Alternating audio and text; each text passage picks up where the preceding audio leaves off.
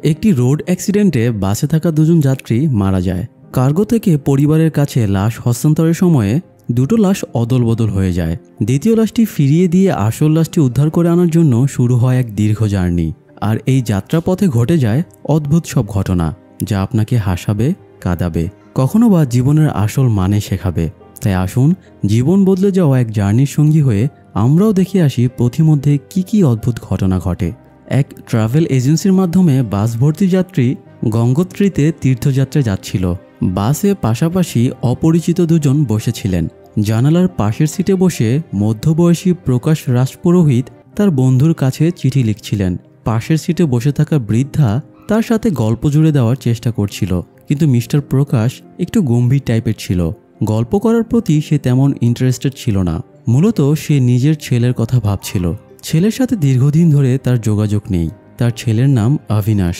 সে একটা আইটি ফার্মে চাকরি করে। যদিও অবিনাশের শখ এবং ইচ্ছা ছিল ফটোগ্রাফার হওয়া, কিন্তু বাবার জেদ আর নন সাপোর্টেড মাইন্ডের কারণে অবিনাশ নিজের শখকে বিসর্জন দেয় এবং বাবার এক বন্ধুর কোম্পানিতে চাকরি নেয়। সেই থেকে গদবাঁধা কর্পোরেট এক জীবন কাটাচ্ছে অবিনাশ। আর তার জীবনের এই রদবদলের জন্যই বাবার সাথে তার এই মন কষাকষি। প্রতিদিনের অফিস, অপছন্দের চাকরি, বসের বকুনি, সবকিছু সামলে উঠে নিজের শখ আহ্লাদ বলে তার আর কিছুই বাকি নেই। তবে সে একটা মেয়েকে মোটামুটি পছন্দ করে। মেয়েটি বিমানবালার চাকরি করে আর তার বিল্ডিংয়েই থাকে। মাঝে মধ্যে বাড়ি ফেরার সময়ে তার মেয়েটির সাথে লিফটে দেখা হয়ে যায়। তখন আবার সে খুব লজ্জা পেয়ে যায়। তাদের সম্পর্ক এখনও হাই এবং বাড়িতেই আটকে আছে। তো প্রতিদিনের মতো অবিনাশ অফিস শেষ করে বাসায় বসে রেস্ট নিচ্ছিল। তখন তার কাছে ট্রাভেল এজেন্সি থেকে ফোন আসে এবং জানানো হয় বাস অ্যাক্সিডেন্টে তার বাবা মারা গেছে। বুকিংয়ের সময়ে তার বাবা যে ফর্ম পূরণ করেছিল সেই ফর্ম থেকে তারা অবিনাশের নাম্বার পেয়েছে। কাস্টমার সার্ভিস অপারেটর জানায় লাশ আগামীকাল লোকাল এয়ারপোর্টে পাঠিয়ে দেওয়া হবে। অবিনাশ যেন কার্গো থেকে লাশ সংগ্রহ করে নেয়। অবিনাশ কিছু বলার আগেই কাস্টমার সার্ভিস কেয়ারের কর্মীটি কথা শেষ করে ফোন কেটে দেয়। অবিনাশ বিস্তারিত ইনফরমেশন জানার জন্য বারবার ট্রাই করতে থাকে, কিন্তু সেটা কোম্পানির হটলাইন নম্বর হওয়ায় সে পূর্বের জনের সাথে আর যোগাযোগ করতে পারে না। যদিও অবিনাশের বাবার সাথে তেমন ইমোশনাল কানেকশন ছিল না। সে যে বাবার মৃত্যুতে খুব একটা শোকাহত হয়েছে সেটাও না। তবুও ছেলের দায়িত্ব তো পালন করতেই হবে। যাই হোক, লাশ রিসিভ করার জন্য তো একটা ভ্যান গাড়ি লাগবে। তাই অবিনাশ তার বন্ধু শওকতের কাছে যায়। সে শওকতকে জানায় তার বাবা মারা গেছে। শওকত বন্ধু হিসেবে বন্ধুকে সান্ত্বনা দেওয়ার স্বরে বলে, কষ্ট পাস না, এবার আমরা দুজনেই এতিম হয়ে গেলাম। তবে তুই ভাবিস না, তোকে আমি বাবার অভাব কখনো বুঝতেই দেব না। অবিনাশ বিরক্ত হয়ে বলে, আমার বাবা লাগবে না, আপাতত তোর ভ্যানটা লাগবে বাবার লাশ আনার জন্য। এটা শুনে শওকত ভ্যান দিতে রাজি হয়ে যায়। এমনকি সে নিজেও অবিনাশের সাথে যেতে চায়। পরের দিন তারা কার্গো অফিসে গিয়ে সব রিকোয়ারমেন্ট কমপ্লিট করে কফিন সংগ্রহ করে নেয়। অবিনাশ শওকতকে জিজ্ঞেস করে আশেপাশে কোনো ইলেকট্রনিক টার্মাটরি আছে কিনা যেখানে লাশটা সৎকার করা হবে। শওকত তাকে একটা শ্মশানে নিয়ে যায় যেখানে ইলেকট্রনিক টার্মাটরির ভেতরে লাশ সৎকার করা হয়। কিন্তু লাশ সৎকারের আগে শেষ দর্শনের জন্য কফিন খুলতেই তারা হতভম্ব হয়ে যায়, কারণ এটা মিস্টার প্রকাশ রাজপুরোহিতের লাশ না, বরং তার পাশে যে বৃদ্ধা মহিলা বসেছিল তার লাশ। কার্গো থেকে ভুলক্রমে লাশ অদলবদল হয়ে গেছে। অবিনাশ পড়ে যায় আরেক বেকায়দায়। সে কার্গো অফিসে গিয়ে স্টোর কিপারের সাথে ঝামেলা বাঁধিয়ে দেয় আসল লাশ ফিরিয়ে এনে দেওয়ার জন্য। কিন্তু স্টোর কিপার উল্টো অবিনাশকেই দোষারোপ করে সে কফিন নেওয়ার সময়ে কেন চেক করে নিল না। স্টোর কিপার স্পষ্ট জানিয়ে দেয় তারা কোনো সাহায্য করতে পারবে না। এই সময় আরও একজন লোক কার্গো অফিসে এসে ঝামেলা করে দেয়, কারণ তার বোন নাথান আম্বিয়ারও দুর্ঘটনায় মারা গেছে। যদিও তার লাশ খুঁজে পাওয়া যায়নি, তবে তার সঙ্গে থাকা জিনিসপত্রগুলো ট্রাভেল এজেন্সি থেকে পাঠিয়ে দেওয়া হয়েছিল। কিন্তু লোকটা সেই পার্সেলটা খুঁজে পাচ্ছে না। স্টোর কিপার জানায় এই চালানে শুধুমাত্র দুটো ডেড বডি এসেছিল, এছাড়া আর কিছুই আসেনি। স্টোর কিপারের হাইচাই শুনে লোকটা রাগারাগি করে চলে যায়। এই ঘটনায় অবিনাশ বুঝে যায় এরা তাকে কোনো হেল্প করবে না, যা করার তার নিজেরই করা লাগবে। তাই সে স্টোর কিপারকে বলে যেহেতু এই চালানে দুটো বডি এসেছে, তার মধ্যে একটা বডি তাদের কাছে, তাহলে অন্য বডিটা মানে অবিনাশের বাবার বডিটা নিশ্চয়ই অপর পক্ষের কাছে রয়েছে। তাই সে অন্য লাশটা যারা নিতে এসেছিল তাদের অ্যাড্রেস চায়। স্টোর কিপার অবিনাশকে একটা ফোন নম্বর দিয়ে বলে এই নম্বরে যোগাযোগ করতে। ওনারাই তার বাবার লাশটা রিসিভ করে নিয়ে গিয়েছেন। অবিনাশ গাড়িতে ফিরে এসে সেই নম্বরে ফোন দেয় এবং তাহিরা নামের এক মহিলা ফোনটা রিসিভ করে। তাহিরা জানায় অবিনাশের বাবার লাশটা তাদের কাছে চলে এসেছে আর তারা কোচিতে বাস করে, যেটা অবিনাশের বর্তমান অবস্থান ব্যাঙ্গালোর থেকে অনেক দূরে। তাহিরার বাড়িতে পুরুষ মানুষ বলতে কেউ নেই, সে একজন সিঙ্গেল মাদার। তার মেয়েও কলেজের হোস্টেলে থাকে আর তাহিরা কোচিতে একটা হোটেল চালায়, তাই তার পক্ষে ব্যাঙ্গালোরে এসে লাশ এক্সচেঞ্জ করে নেওয়া পসিবল না। এই জন্য বিবেকের খাতিরে অবিনাশ অফার করে সে অর্ধেক পথ যাবে এবং তাহিরা অর্ধেক পথ এসে লাশ এক্সচেঞ্জ করে নেবে। অবিনাশ কোয়েম্বাতুর পর্যন্ত যাওয়ার সিদ্ধান্ত নেয়। সে ওই দিনে রওনা না হয়ে অফিসের কাজ শেষ করে নেয়, কারণ পরের দিন থেকে লম্বা ছুটি ছিল। সে সব কাজ শেষ করে রাতে কোয়েম্বাতুরের জন্য রওনা হয়ে যায়। পথে সঙ্গী হয় বন্ধু শওকত এবং অপরিচিত একটা লাশ। যাওয়ার পথে অবিনাশের তার বাবার সাথে কথোপকথনের কিছু স্মৃতি মনে পড়ে। অবিনাশ বাবাকে বলেছিল সে ফটোর এক্সিবিশন করতে চায়।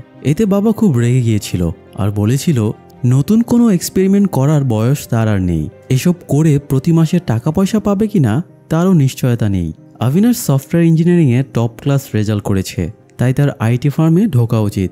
অবিনাশ বলে ফটোগ্রাফি তার ভালোবাসার জায়গা, সে এটাই পছন্দ করে।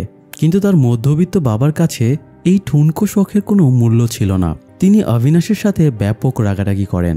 মূলত এটাই ছিল অবিনাশের সাথে তার বাবার শেষ বোঝাপড়া। এরপরে সে নিজের শখকে মাটি চাপা দিয়ে দেয়। যাই হোক, যাত্রা পথে রেস্ট নেওয়ার জন্য তারা একটা ধাবাতে থামে। তখন অবিনাশের কাছে তাহিরার ফোন আসে। তাহিরা খুব বিচলিত হয়েছিল, কারণ সে তার মেয়ে তানিয়ার সাথে কন্ট্যাক্ট করতে পারছিল না। তানিয়া পরশু নানির মৃত্যুর কথা শুনেই আপসেট হয়ে পড়েছিল। তারপর থেকে তার সাথে আর যোগাযোগ করা যাচ্ছে না। অবিনাশ জিজ্ঞেস করে তানিয়া কোথায় থাকে। তাহিরা জানায় তানিয়া ওটিতে এসএফএস কলেজে পড়ে আর সে কলেজের হোস্টেলে থাকে। অবিনাশ বলে ওটি তো তাদের আসার পথেই পড়বে, তাই সে তানিয়ার কলেজে নেমে তার খোঁজ খবর নিয়ে আসবে। প্রয়োজনে সে তানিয়াকে সঙ্গে নিয়ে কোয়েম্বাতুরে যাবে। এটা শুনে তাহিরা একটু আশ্বস্ত হতে পারে। শওকত অবশ্য অবিনাশের একটু বিরোধিতা করে, কারণ একে তো তারা অপরিচিত একটা লাশ গাড়িতে নিয়ে ঘুরছে, তার উপরে আবার একজন মেয়েকে খুঁজে বের করতে হবে। সে তো আর জনসেবা করতে নামেনি, সবার দায়িত্ব নিজের কাঁধে নিয়ে রাখেনি। অবিনাশ শওকতকে বোঝায় মানুষকে হেল্প করলে দোয়া পাওয়া যাবে। শওকত বলে আরে ভাই, আমার গাড়ি মানুষের দোয়াতে চলে না, ডিজেলে চলে। পরবর্তীতে অবশ্য শওকত কোনো হাইচাই ছাড়াই ওটির উদ্দেশ্যে গাড়ি চালিয়ে দেয়। ওটিতে তানিয়ার কলেজে খুব সকালে তারা পৌঁছে। কলেজের ক্যাম্পাসে নামতেই অবিনাশ দেখতে পায় একটা উস্কো খুস্কো মেয়ে বয়েজ হোস্টেলে জানালা দিয়ে বেরিয়ে আসছে। মেয়েটা তার পাশ দিয়ে গার্লস হোস্টেলের দিকে চলে যায়। সে মনে মনে ভাবে এ কোন অভদ্র মেয়ে। যাই হোক, একটু পরে সে হোস্টেলের ওয়ার্ডেনের সাথে দেখা করে এবং তানিয়ার ব্যাপারে জিজ্ঞেস করে। ওয়ার্ডেন তাকে তানিয়ার সাথে দেখা করিয়ে দেয়। তানিয়াকে দেখে অবিনাশ বিশ্বাসই করতে পারছিল না এটা আসলেই তানিয়া, কারণ আজ সকালে সে যে মেয়েটিকে বয়েজ হোস্টেল থেকে বের হতে দেখেছিল সেই মেয়েটি হলো তানিয়া। যাই হোক, অবিনাশ তানিয়াকে জিজ্ঞেস করে সে তার মায়ের ফোন রিসিভ করছে না কেন। বাড়িতে মৃত্যু ঘটেছে আর সে এখানে রিল্যাক্সে পড়ে আছে কিভাবে। এটা শুনে তানিয়া এমন ভান করে যেন সে কিছুই জানে না বা বুঝতে পারছে না। তখন অবিনাশ তাকে মনে করিয়ে দেয় তার নানি মারা গেছে। এটা শুনে ফোন থেকে মায়ের ডায়াল চেক করে তানিয়ার মনে পড়ে সত্যিই তার নানি মারা গিয়েছে। এই কথাটা পরশু তার মা ফোন করে জানিয়েছিল। এটা শুনে সে শোকে এতটাই ড্রিঙ্ক করে ফেলেছিল যে দুদিন ধরে তার কোনো হুঁশই ছিল না। নেশার চোটে সে সব ভুলে গিয়েছিল। আসলে তানিয়া ডোন্ট কেয়ার টাইপের একটা লাইফ লিড করে। সে এমনভাবে নিজেকে বানিয়েছে যে সব কিছুতেই সে প্যারাহীন থাকতে চায়। যাই হোক, অবিনাশ তানিয়াকে লাশ বদলে যাবার ঘটনাটা জানায় এবং বলে তানিয়ার নানি এখন তাদের ভ্যানেই রয়েছে। এটা শুনে তানিয়া ভ্যানে ওঠে, কফিন খুলে নানিকে কিছুক্ষণ দেখে, তারপর নেমে এসে কয়েক মিনিট থামতে বলে। সে রেডি হয়ে আসছে, সেও তাদের সাথে যাবে। তানিয়া রেডি হতে গেলে শওকত অবিনাশকে বলে সে তানিয়াকে তাদের গাড়িতে নিতে পারবে না, কারণ তানিয়া ছোট প্যান্ট পরে আছে, তার পুরো পা দেখা যাচ্ছে। সে এরকম কাউকে গাড়িতে কোনোভাবে জায়গা দেবে না। অবিনাশ পড়ে যায় বেকায়দায়। সে তানিয়াকে কিভাবে বলবে তোমার পাগুলো ঢেকে নাও। শেষে অবিনাশ কৌশলে তানিয়াকে বলে রাস্তায় ঠান্ডা পড়তে পারে, তাই তানিয়ার পুরো শরীর ঢেকে নেওয়া উচিত। এটা শুনে তানিয়া উল্টো তাকে বেয়াদব বলে, কারণ তানিয়ার রুলসই ছিল আমার শরীর আমার ইচ্ছা টাইপের। তানিয়া সোজা ভ্যানে উঠে পড়ে এবং শওকতকে ড্রাইভার বলে সম্বোধন করে বলে ড্রাইভার গাড়ি স্টার্ট করো। একে তো হাফ প্যান্ট পরে গাড়িতে উঠেছে, তার উপর আবার তাকে ড্রাইভার বলে সম্বোধন করছে। তাই শওকত খুব ক্ষেপে যায় আর বলে, পাজি মেয়ে, আর একবার যদি আমার সাথে মিসবিহেভ করিস তাহলে তোর নানির সাথে তোকেও কফিনে ঢুকিয়ে দেব। এই বলে শওকত রাগ করে গাড়ি থেকে নেমে যায়। অবিনাশ অবস্থা বেগতিক দেখে হাত জোর করে শওকতকে অনেক আকুতি মিনতি করার পরে সে তানিয়াকে গাড়িতে নিতে রাজি হয়। শওকত তানিয়াকে সাবধান করে দিয়ে গাড়ি স্টার্ট করে দেয়। তানিয়ার নানির শরীর পচতে শুরু করেছিল, তাই বরফ নেওয়ার জন্য তারা একটা বরফ কলের সামনে থামে। কফিনের ভেতরে বরফ রাখার সময়ে তানিয়া কফিনের ভেতরে একটা বক্স খুঁজে পায়। বক্সের ওপরে লাথা নাম্বিয়ারের নাম লেখা ছিল আর কোট্টামের একটা ঠিকানা দেওয়া ছিল। বক্সটা সে অবিনাশকে দেয়। বক্সের ওপরে নাম দেখে অবিনাশ বুঝতে পারে এটা সেই লোকটার বোনের, যে লোকটা সেদিন কার্গো অফিসে এসে পার্সেল না পেয়ে ঝামেলা বাঁধিয়েছিল।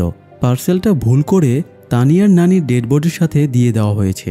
অবিনাশ সিদ্ধান্ত নেয় সে তানিয়ার নানির লাশ পৌঁছে দেওয়ার আগে এই পার্সেলটা নাম্বিয়ারের ভাইয়ের কাছে পৌঁছে দেবে, কারণ এখানে একজন মানুষের শেষ স্মৃতিগুলো রয়েছে। তাই তারা নাম্বিয়ারের ঠিকানায় চলে যায়। ঠিকানা অনুযায়ী বাড়িতে গিয়ে বেল বাজালে একজন লোক দরজা খুলে দেয়।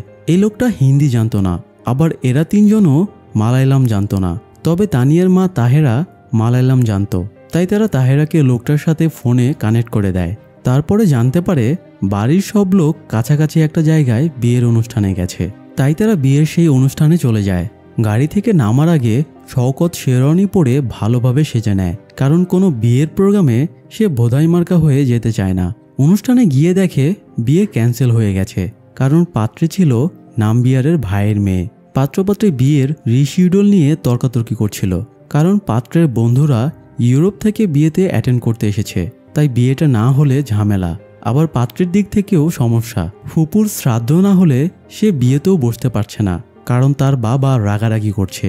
তো তাদের তর্কাতর্কি শেষ হলে অবিনাশ পাত্রের কাছে গিয়ে পার্সেলটা দেখালে পাত্রী বাবা মাকে ডেকে দেয়।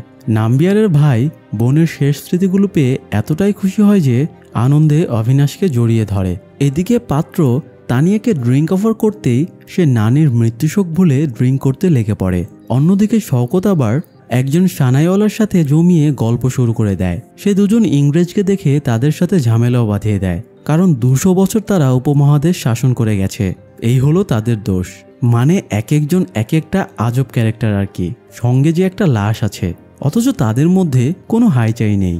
যাই হোক, তানিয়া ড্রিঙ্ক আর পার্টি করছে দেখে অবিনাশ তাকে বোঝানোর জন্য যায় যে এসব ঠিক না, কিন্তু বোঝানোর এক পর্যায়ে তাদের প্রলোভনে পড়ে সে নিজেও ড্রিঙ্ক করতে শুরু করে দেয়। এদিকে এদের ড্রিঙ্ক করতে দেখে শওকত সানাইওয়ালাকে বলে, এই মানুষগুলো বড়ই অদ্ভুত, তারা একটু কষ্ট ঢাকতে মদ খেয়ে কি উপকার পায় বুঝি না। সে মদ খাওয়া দেখতে পারত না, তাই সে সানাইওয়ালাকে নিয়ে গাড়ির কাছে চলে যায়। সানাইওয়ালা গাড়ির উপরে বসে সানাই বাজাচ্ছিল। তখন শওকত হাত মুখ ধুতে যায়। তখনই কয়েকজন এসে শওকতকে ঘিরে ধরে। এরা শওকতের পাওনাদার ছিল। শওকত শহর ছেড়ে যাচ্ছে শুনে তারা ফলো করে এখানে চলে এসেছে। শওকত আজকাল করে টাকা ফেরত দিচ্ছিল না, তাই তারা শওকতের ভ্যানটা নিয়ে চলে যায়। ভ্যানের ওপরে বসে থাকা বৃদ্ধ সানাইওয়ালা ধপ করে মাটিতে পড়ে গিয়ে আঘাত পায়। শওকতও ভ্যানটা আটকানোর চেষ্টা করে, তাই সেও একটু আঘাত পায়, তবে সে ভ্যানটাকে আটকাতে পারে না। এরপরে শওকত আর সানাইওয়ালা দুজনকে হাসপাতালে ভর্তি করা হয়। অবিনাশ পুলিশে কমপ্লেন করে। পুলিশ জানায় তারা দ্রুত ভ্যানটা খুঁজে এনে দেবে। রাতে থাকার জন্য অবিনাশ আর তানিয়া হোটেলে যাবার সিদ্ধান্ত নেয়। তানিয়া শওকতকে জিজ্ঞেস করতে যায় সে হোটেলে যেতে পারবে কিনা। এই সময় একটা অল্প বয়সী বরকা পরা মেয়ে সানাইওয়ালার কাছে আসে। মেয়েটাকে দেখেই শওকত ফিদা হয়ে যায়, তাই সে হাসপাতালে থাকার সিদ্ধান্ত নেয়। এই জন্য শওকতকে রেখে অবিনাশ আর তানিয়া হোটেলে চলে যায়। কিছুক্ষণ পরে তানিয়া অবিনাশের রুমে চলে আসে, কারণ তার ঘুম আসছিল না, তাই সে গল্প করতে এসেছে। তানিয়া আসার পথে মোবাইল দিয়ে কিছু ফটোগ্রাফি করেছিল। সে অবিনাশকে সেগুলো দেখায়। অবিনাশ ফটোগুলোতে অনেক ত্রুটি দেখতে পায় এবং ফটোগ্রাফির ওপরে বিশাল এক লেকচার দিয়ে দেয়। তানিয়া অবাক হয়ে বলে, তুমি এত কথা বলতে পারো, আমি জানতামই না। অবিনাশ জানায় তার ফটোগ্রাফার হওয়ার শখ ছিল, কিন্তু বাবার জন্য সে হতে পারেনি। তানিয়া তার কাছে পুরো ঘটনাটা শুনতে চাইলে অবিনাশ তাকে তার আর বাবার মধ্যকার মন কষাকষির ব্যাপারে বলা শুরু করে। অন্যদিকে সানাইওয়ালা ঘুমিয়ে পড়লে শওকত সানাইওয়ালার কাছে আসা বোরকা পরা মেয়েটিকে কবিতা টবিতা শুনিয়ে ইমপ্রেস করার চেষ্টা করে। তার মেয়েটিকে খুব ভালো লেগে গিয়েছিল, তাই তাকে সুন্দর কথাবার্তা বলে পটানোর চেষ্টা করছিল। এদিকে গল্পের এক পর্যায়ে অবিনাশের মনে পড়ে সে টুথপেস্ট কিনেনি, তাই সে ফার্মেসিতে টুথপেস্ট কিনতে যাচ্ছিল। তখন তানিয়া বলে তারও ফার্মেসিতে কিছু কেনার আছে। ফার্মেসিতে গিয়ে অবিনাশ দেখে তানিয়া প্রেগনেন্সি টেস্টের কিট কিনছে। এটা দেখে সে বেশ আপসেট হয়ে যায় এবং তানিয়াকে এটা সেটা বলা শুরু করে। তানিয়াও ডিফেন্ড করতে টক ব্যাক করে। অবিনাশ তানিয়ার স্বাধীনতার নামে এরকম স্বেচ্ছাচারী ক্যারেক্টারলেস লাইফ কাটানো পছন্দ করছিল না। অন্যদিকে তানিয়ার ভাবনা ছিল মাই লাইফ মাই রুলস, তাই দুজনের মধ্যে নীতিগত তর্কাতর্কি বেঁধে যায়। অবিনাশ রাগ করে হোটেলে ফিরে আসে। অনেকক্ষণ কেটে যাওয়ার পরে তার অনুশোচনা হয়, তাই তানিয়ার কাছে সে ক্ষমা চাইতে তার রুমে যায়। কিন্তু তানিয়া রুমে ছিল না, তাকে ফোনেও পাওয়া যাচ্ছিল না।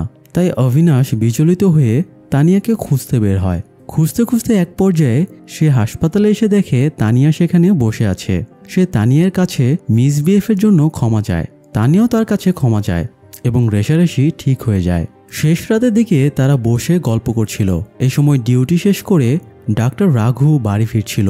রাঘু অবিনাশকে দেখে থমকে যায়। রাঘু অবিনাশকে বলে সে তার কলেজের বান্ধবী রোমানা সেলিমের হাজব্যান্ড। রোমানার নাম শুনেই অবিনাশ বেশ উৎসুক হয়ে যায়। রাঘু জানায় সে রোমানার গ্রুপ ফটোতে অবিনাশকে দেখেছে। রোমানার সব বন্ধুর সাথেই রাঘুর দেখা হয়েছে, কিন্তু অবিনাশের সাথে তার কখনো দেখা হয়নি। রাঘু অবিনাশকে রোমানার জন্য সারপ্রাইজ হিসেবে বাড়িতে নিয়ে যেতে চায়। যদিও অবিনাশ একটু বিব্রত বোধ করছিল, কিন্তু তানিয়ার উৎসাহের জন্য সে যেতে রাজি হয়ে যায়। রোমানা কিচেনে নাস্তা বানাচ্ছিল, কারণ রাঘুর এটাই বাড়ি ফেরার সময়। রাঘু রোমানাকে ডাকলে সে বাইরে এসে অবিনাশকে দেখেই বাকরুদ্ধ হয়ে যায়। সে সত্যিই সারপ্রাইজড হয়ে গিয়েছিল। কলেজের গ্র্যাজুয়েশন শেষ করার পরে এই প্রথম তাদের দেখা হচ্ছে। তাছাড়া রোমানা অবিনাশকে পছন্দ করত, তাই পুরনো আবেগও তাকে একটু নাড়া দিয়ে ওঠে। তবুও নিজেকে সামলে নিয়ে রোমানা স্বাভাবিক আচরণই করে, কারণ রাঘু হাজব্যান্ড হিসেবে পারফেক্ট ছিল। সে রোমানাকে কখনো কোনো কিছুর অভাব বুঝতেই দেয়নি। নাস্তা রেডি হলে সবাই একসাথে খেতে বসে। খাবারের টেবিলেও তারা সবাই মিলে অনেক আনন্দ করে। অন্যদিকে শওকত বোরকাওয়ালি মেয়েটার পিছুই ছাড়ছিল না। ক্যাফে থেকে শুরু করে সব জায়গায় তাকে স্টক করছিল। মেয়েটাও শওকতের মতিগতি বুঝতে পেরে বেশ আনন্দ পাচ্ছিল। দুজনে কাণ্ড কারখানা দেখে বোঝাই যাচ্ছিল দুজনেই প্রেমে হাবুডুবু খাচ্ছে। এদিকে নাস্তা শেষে রাঘু রেস্ট নিতে বেডরুমে চলে যায়। তানিয়া সোফায় শুয়ে ঘুমিয়ে পড়ে, আর অবিনাশ এবং রোমানা বাইরে কফি নিয়ে গল্প করতে বসে যায়। দুজনের মধ্যে টুকটাক ভালোই কথাবার্তা হয়। অবিনাশ রোমানার কাছে ক্ষমা চায়, কারণ কলেজে সে রোমানার প্রেমের প্রপোজাল ফিরিয়ে দিয়েছিল। রোমানা বলে সে পুরনো সেসব কথা আর মনে করতে চায় না। দুজনে ক্যাজুয়াল কথাবার্তাতেই কমফোর্ট ফিল করছিল। কথাবার্তার এক পর্যায়ে অবিনাশের কাছে থানা থেকে ফোন আসে। সে মালায়ালাম জানতো না, তবে রোমানা মালায়ালাম জানতো, তাই সে ফোনে কথা বলে জানতে পারে পুলিশ শওকতের গাড়িটা উদ্ধার করে এনেছে। তাই ভোর ভোর থাকতেই অবিনাশ আর তানিয়া রোমানার কাছে বিদায় নিয়ে বেরিয়ে পড়ে। এদিকে শওকত ধরিয়ে নিয়েছিল বোরকাওয়ালি সানাইওয়ালার মেয়ে, তাই শওকত সিদ্ধান্ত নেয় সে সানাইওয়ালার কাছে গিয়ে তার মেয়েকে বিয়ের জন্য প্রস্তাব দেবে। সে কিভাবে প্রস্তাব দেবে সেই রিহার্সাল করে সানাইওয়ালার কাছে যায়। তাকে সে বিয়ের ব্যাপারে বলতেই যাবে, তখনই বোরখাওয়ালি ওষুধ নিয়ে সেখানে আসে। সানাইওয়ালা বোরখাওয়ালিকে পরিচয় করিয়ে দেয় এটা তার ৩ নম্বর স্ত্রী তাসনিম বানু, যাকে শওকত এতক্ষণ সানাইওয়ালার মেয়ে ভাবছিল সে আসলেই সানাইওয়ালার বউ। এটা শুনে শওকতের একদম হুশ উড়ে যায়। সে আর একটা শব্দ না করে লজ্জায় কেবিন থেকে বেরিয়ে যায়। যাই হোক, এদিকে অবিনাশ আর তানিয়া থানায় এসে দেখে গুন্ডারা শওকতের ভ্যানটা ভেঙে চুরে একাকার করে দিয়েছে। এটা আর চালানোর মতো অবস্থায় নেই, যদিও লাশের কফিনটা গাড়ির ভেতরেই ছিল। অবিনাশ ভ্যানটা মেরামতে রেখে থানা থেকে একটা ক্যাব ধার নেয়। ক্যাবের ভেতরে কফিন রাখার জায়গা ছিল না, তাই তারা কফিনটা ক্যাবের উপরে বেঁধে নেয়। তারপরে সেটা নিয়ে হাসপাতালে আসে। এমনিতে শওকতের মন ভালো ছিল না, তার উপরে আবার তার ভ্যান ভেঙে দিয়েছে। তাই সে রেগে পাওনাদারকে ফোন করে আর তাদের সাথে মোকাবেলা করার জন্য বের হয়। তাদের আস্তানায় গিয়ে একটা ব্যাট হাতে তুলে নিয়ে শওকত সবাইকে গালাগাল শুরু করে আর অনেক ফিল্মি ডায়লগ ঝাড়তে শুরু করে। কিছুক্ষণ পরে যখন চারিদিক থেকে অনেকগুলো গুন্ডা বেরিয়ে আসে, তখন তাদের দেখেই শওকত ভড়কে যায়, গলার স্বরও হারিয়ে যায়। সে অবিনাশের কাছে গিয়ে হালকা স্বরে বলে, ভাই আজ মোকাবেলা থাক, চল পালাই। অবিনাশ বিরক্ত হয়ে বলে, বেটা গাধা, তাইলে আমাদের আনলি কেন এখানে? শওকত বলে, সানাইওয়ালার বউ তার মন ভেঙে দিয়েছে, সেই রাগই সে এখানে চলে এসেছিল। এই সানাইওয়ালার মেয়ের চক্করটা অবিনাশ বুঝতে পারছিল না। শওকত বলে, ভাই আগে গাড়ি স্টার্ট কর, যেতে যেতে বলছি, না হলে এরা মেরে এক কফিনে 4 জনকে ঢুকিয়ে দেবে। অবিনাশ গাড়ি স্টার্ট করে, গুন্ডারাও তাদের তাড়া করে। অনেক কষ্টে কোনো রকমে তারা সেখান থেকে পালিয়ে একটা মাঠের মধ্যে এসে থামে। অবিনাশ শওকতকে জিজ্ঞেস করে ওদের সাথে তার গ্যাঞ্জাম কি নিয়ে। শওকত বলে তার বাবা ওদের কাছে টাকা ধার নিয়েছিল, সেই টাকার জন্য ওরা তার পেছনে পড়ে আছে। শওকতের বাবা নেশাখোর মাতাল ছিল, সে নেশা করে বাড়ি এসে তাকে আর তার মাকে মারধর করত। একদিন শওকত প্রতিবাদ করে এবং তার বাবাকে মারে। এতে তার মা খুশি হওয়ার বদলে রাগ করে শওকতকেই বাড়ি থেকে বের করে দেয়। সেই থেকেই শওকত এতিমের মতো ঘোরাফেরা করে। কথাগুলো বলতে বলতে শওকত ইমোশনাল হয়ে পড়ে। এরপরে অবিনাশ তাকে সানাইওয়ালার মেয়ের ব্যাপারে জিজ্ঞেস করলে সে ঘটনা খুলে বলে। এত দুঃখের মধ্যেও তানিয়া আর অবিনাশ দুজনেই হাসিতে ফেটে পড়ে। হাসিটাটা শেষ করে তারা আবারও জার্নি শুরু করে। এবার তাদের জার্নি এসে থামে সোজা তানিয়ার বাড়িতে। অবিনাশ তাহিরার কাছে তার মায়ের লাশটা সমর্পণ করে। তাহিরা বলে আজ বিকেলে সে নিজের মা এবং অবিনাশের বাবার জন্য প্রার্থনার আয়োজন করেছে, তাই অবিনাশ যেন সন্ধ্যা পর্যন্ত থেকে যায়। তাহিরা অবিনাশের হাতে একটা বক্স তুলে দেয়, যেটা তার বাবার লাশের সাথে এসেছিল। অবিনাশ না দেখেই বক্সটা গাড়িতে ফেলে আসে। বিকেলের প্রার্থনার সময়ে তাহিরা বেশ কিছু মোটিভেশনাল স্পিচ দেয়। সেটা শুনে অবিনাশের মন খারাপ হয়ে যায়। সে গাড়িতে এসে বাবার বক্সটা বের করে। সেখানে সে বাবার ঘড়ি, মানিব্যাগে অবিনাশের মা আর তার ছোটবেলার একটা ফটো এবং সবশেষে একটা ডায়েরি পায়।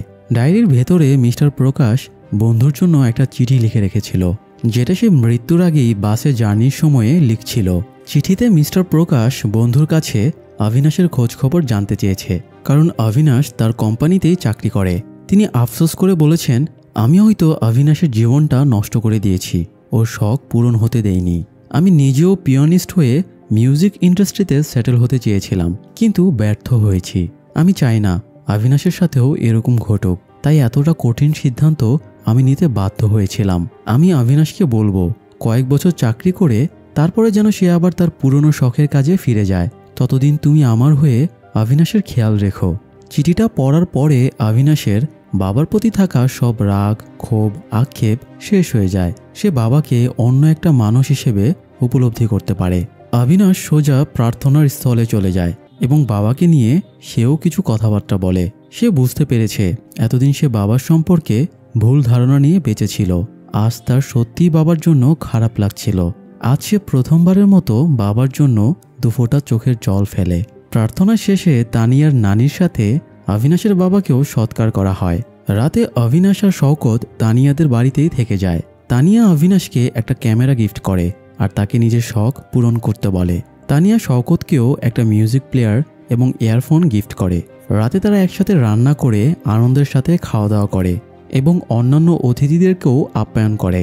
খুব ভালো একটা সময় তারা পার করে।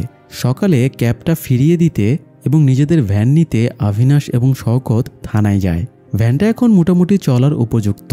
থানায় গিয়ে শওকত হঠাৎ তাসনিমকে দেখতে পায়। সে কথা বলার জন্য এগিয়ে গিয়ে জানতে পারে সানাইওয়ালা তাসনিমকে অনেক মারধর করে, এই জন্য সে রিপোর্ট লেখাতে এসেছে। শওকত তাসনিমকে রাজি করায় তার সাথে যাওয়ার জন্য, কিন্তু এই কাজে অবিনাশকে সে রাজি করাতে পারছিল না। অন্যের বউকে ভাগিয়ে নিয়ে যাওয়া আইনত দণ্ডনীয় অপরাধ। শওকত অবিনাশকে বোঝানোর চেষ্টা করে একজন অসহায় মেয়েকে সাহায্য করার মধ্যে কোনো অন্যায় নেই। এসব বোঝাতে বোঝাতে হঠাৎ সানাইওয়ালা তাদের দেখতে পেয়ে দৌড়ে আসে। ততক্ষণে তারা পালানোর প্রস্তুতি নিচ্ছিল, কিন্তু পালিয়ে না গিয়ে শওকত অবিনাশকে গাড়ি থামিয়ে দিতে বলে। সে তাসনিমকে মনের কথা জানিয়ে দেয়। তাসনিমও নিজের কাছে ক্লিয়ার ছিল, তাই সানাইওয়ালা তাদের কাছে আসতেই তাসনিম তাকে 3 তালাক দিয়ে দেয়। তারপরে তারা গাড়ি ছুটিয়ে সোজা নিজেদের শহরে ফিরে আসে। এরপরে তারা নিজ নিজ স্বাভাবিক জীবনে ফিরে আসে। পরের দিন অবিনাশ অফিসে যেতেই গতানুগতিক বসের বকা খেতে থাকে। অবিনাশের বর্তমান বস ছিল তার বাবার বন্ধুর ছেলে। সে প্রায়ই অবিনাশকে খোঁচা দিয়ে বলতো, শুধুমাত্র আমার বাবার রেফারেন্সের কারণে তুমি এই কোম্পানিতে টিকে আছো। অবিনাশ এতদিন সব মুখ বুজে সহ্য করে এসেছে, কিন্তু আজ তার কোনো পিছুটান নেই। সে উল্টো বসের সব কথার পাল্টা জবাব দিয়ে চাকরি থেকে রিজাইন দিয়ে অফিস থেকে বেরিয়ে আসে। অবিনাশের মতো তার এক কলিগও এই চাকরিটা পছন্দ করত না। সে অবিনাশের কাছে এসে জিজ্ঞেস করে সে এটা কিভাবে করলো। অবিনাশ হেসে বলে, খুব ইজি, ট্রাই করেই দেখো। এই বলে সে চলে আসে। এরপরে কয়েক মাস কেটে যায়। অবিনাশ ফুল দমে ফটোগ্রাফি শুরু করে। সে একটা এক্সিবিশনেরও আয়োজন করে। তার সাথে তার কলিগও সেখানে যোগ দেয়। অবিনাশ তাহেরা এবং তানিয়াকে ইনভাইটেশন পাঠায়, তাই তারাও এক্সিবিশন দেখতে আসে। অবিনাশ তাদের সাথে তার ক্রাশ বিমানবালার পরিচয় করিয়ে দেয়। এদিকে শওকতও খুব আনন্দের সহিত তাহেরা এবং তানিয়াকে তার বউ তাসনিমের সাথে পরিচয় করিয়ে দেয়। একটা অপ্রত্যাশিত জার্নি বদলে দেয় সবার জীবনকে। সবাই খুঁজে নেয় তাদের স্বপ্ন পূরণের রাস্তা, যে রাস্তায় গেলে পথ ভুল হবার কোনো সম্ভাবনা নেই। দর্শক, জীবনে চলার পথে সঠিক রাস্তাটা চুজ করুন, তাহলে অনেক বাধা বিপত্তি থাকলেও আপনারা কখনো ভুল গন্তব্যে পৌঁছাবেন না। জীবন আপনাদের সঠিক গন্তব্যেই পৌঁছে দেবে। সবার জীবন সুন্দর ও সুখের হোক, এই কামনা রেখেই আজকের আয়োজন শেষ করছি। দেখা হবে পরের আয়োজনে। ততদিন পাশেই থাকুন। ধন্যবাদ।